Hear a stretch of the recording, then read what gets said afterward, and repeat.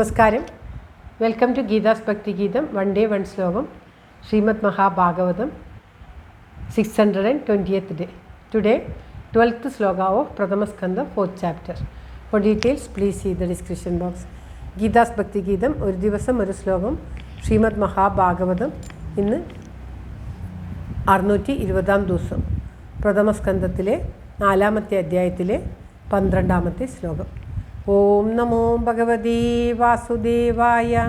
ഓം ശ്രീകൃഷ്ണ പരമാത്മനേ നമഃ. ഹരിശ്രീ ഗണപതേ നമഃ. അവിഘ്നമസ്തു ശ്രീ ഗുരുഭ്യോ നമഃ. ഓം തത്സത്. കൃഷ്ണം നാരായണം വന്ദേ. കൃഷ്ണം വന്ദേ വ്രജപ്രിയം. കൃഷ്ണം ദ്വൈപായനം വന്ദേ. കൃഷ്ണം വന്ദേ പ്രതാസുതം. ശ്രീപരമാനന്ദനാഥനായി അദ്വൈതദീപമായി മോക്ഷേക്ഷു വൃന്ദമന്ദാരമായി കാരുണ്യവാരിധിയായി വിഭൂദേശനാം നാരായണൻ മമ മന്ദത മാറ്റണം. ഓം തത്സത്. ശ്രീമദ് മഹാഭാഗവതം പ്രഥമസ്കന്ധത്തിലെ 4ാമത്തെ അധ്യായത്തിലെ 12ാമത്തെ ശ്ലോകം. ശിവായ ലോകസ്യ ഭവായ ഭൂതയേ യേ ഉത്തമശ്ലോകപരായണാ ജനാ ജീവന്തിനാത്മാർത്ഥമസോ പരാശ്രയം മുമോച നിർവിദ്യ കുതക്കളേവരം. ഓം തത്സത്.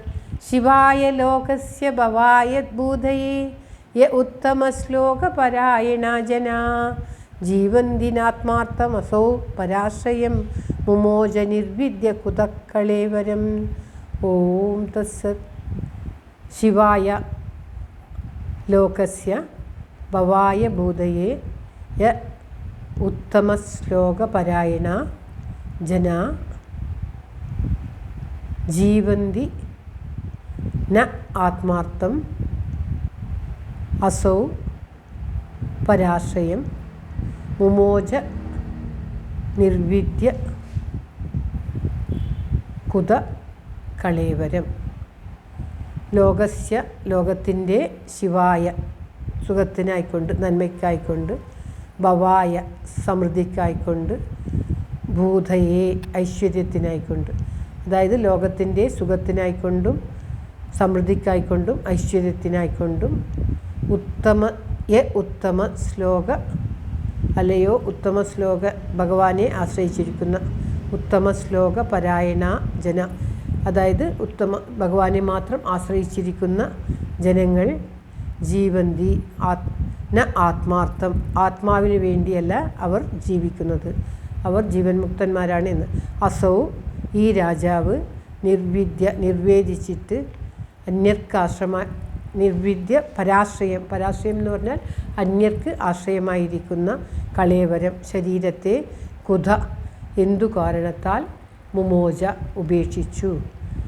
എന്തു കാരണത്താൽ കുതക്കളേവരം എന്തു കാരണത്താൽ ശരീരത്തെ ഉപേക്ഷിച്ചു, നിർവേദിച്ചിട്ട് ഉപേക്ഷിച്ചു, വേണമെന്ന് കരുതിയിട്ട് അതായത് പരീക്ഷിത്ത് മഹാരാജാവ് സർവനാ ഭഗവാനെ ആശ്രയിച്ചിരിക്കുന്നവനാണ്. അദ്ദേഹം ജീവിക്കുന്നത് അദ്ദേഹത്തിന് വേണ്ടിയിട്ടല്ല. അതായത് ആത്മാവിനെ അറിഞ്ഞ് ആത്മാവിൽ ലയിച്ച് ജീവിക്കുന്നവർക്ക് ഈ ലോകത്തുള്ള സുഖമോ സമൃദ്ധിയോ മറ്റുള്ള ഐശ്വര്യങ്ങളോ ഒന്നും ആവശ്യമില്ല.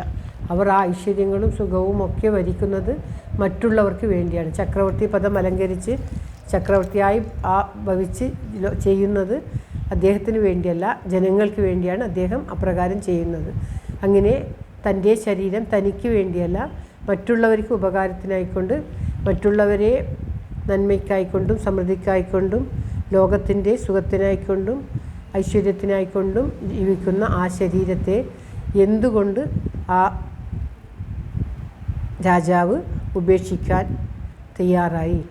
അതായത് പരീക്ഷിത്ത് രാജാവ് എന്തിനാണ് തൻ്റെ ശരീരം തനിക്ക് മറ്റുള്ളവർക്ക് ആശ്രയമായിട്ടുള്ള തൻ്റെ ശരീരം, അതായത് എല്ലാവരെയും നോക്കുന്ന ആ രാജാവാണ് അദ്ദേഹം. അങ്ങനെ മറ്റുള്ളവർക്ക് വേണ്ടിയിട്ടുള്ള തൻ്റെ ജന്മത്തെ എന്തുകൊണ്ട് ഉപേക്ഷിക്കാൻ, വെറുതെയൊന്നും അങ്ങനെ ഉപേക്ഷിക്കുകയില്ല. അത്രയ്ക്കും മുഖ്യമായിട്ടുള്ള തൻ്റെ ജന്മത്തെ എന്ത് കാരണത്താൽ ഉപേക്ഷിക്കാൻ തയ്യാറായി പറഞ്ഞു തരണം എന്ന് ഈ സൂത പൗരാണികനോട് ചോദിക്കുകയാണ് ശൗനക മഹർഷി. ലോകത്തിൻ്റെ മംഗളത്തിന് വേണ്ടിയിട്ടാണ് മഹാത്മാക്കൾ ജീവിക്കുന്നത് എന്ന് ഇതിൽ നിന്നും നമുക്ക് മനസ്സിലാക്കാം. മഹാത്മാക്കൾ ജീവിക്കുന്നത് അവർക്ക് വേണ്ടിയല്ല, മറ്റുള്ളവരുടെ നന്മയ്ക്കായിക്കൊണ്ടാണ്. പ്രകാരം മറ്റുള്ളവരുടെ നന്മയ്ക്കും സുഖത്തിനുമായിക്കൊണ്ട് ഉള്ള തൻ്റെ ശരീരം എന്തുകൊണ്ട് ഉപേക്ഷിക്കാൻ തയ്യാറായി എന്നാണ് ഇവിടെ പറയുന്നത്. പരീക്ഷിതിൻ്റെ മഹാത്മ്യമാണ് കഴിഞ്ഞ കുറേ ശ്ലോകങ്ങളിലായിട്ട് നമുക്ക് ശൗനക മഹർഷി പറഞ്ഞു തരുന്നത്. ശ്ലോകം ഒരിക്കൽ കൂടി. ശിവായ ലോകസ്യ ഭവായ ഭൂതയേ യ ഉത്തമ ശ്ലോകപരായണ ജനാ ജീവന്തിനാത്മാർത്ഥമസോ പരാശ്രയം മുമോജനിർവിദ്യ കുതക്കളേവരം. ഓം തത്സത്. സർവത്ര ഗോവിന്ദനാമ സങ്കീർത്തനം. ഗോവിന്ദ ഗോവിന്ദ. ഓം നമോ ഭഗവതേ വാസുദേവായ. ഓം ശ്രീകൃഷ്ണ പരമാത്മനേ നമ. എല്ലാവരുടെയും നന്മയ്ക്കും ആയുരാരോഗ്യ സൗഖ്യത്തിനുമായി പ്രാർത്ഥിച്ചുകൊണ്ട് ഭഗവത് സമക്ഷം ഈ ശ്ലോകം സമർപ്പിക്കുന്നു. Geetha Rajan. Thank you for watching. All the best. Have A very very nice day. God bless you. ദൈവം അനുഗ്രഹിക്കട്ടെ. എല്ലാവിധ നന്മയും എല്ലാവർക്കും ഉണ്ടാകട്ടെ. ഓം തത്സത്.